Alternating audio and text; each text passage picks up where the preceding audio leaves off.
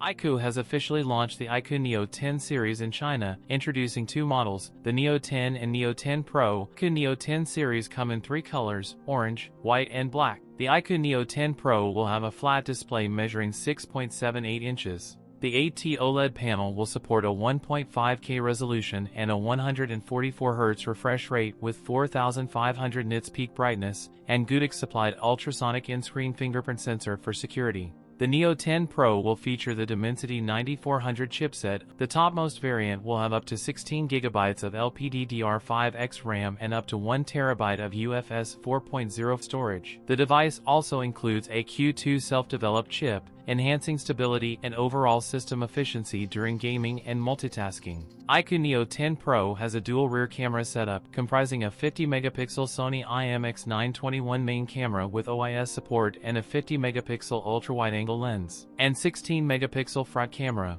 The iQOO Neo 10 Pro houses a 6100 mAh battery with 120W wired fast charging support. The iQOO Neo 10 Pro price start 3,199 yuan for 12GB plus 256GB. That's it for today's video. If you enjoyed it, don't forget to like, comment, and subscribe for more content. Thanks for watching, and I'll see you in the next one.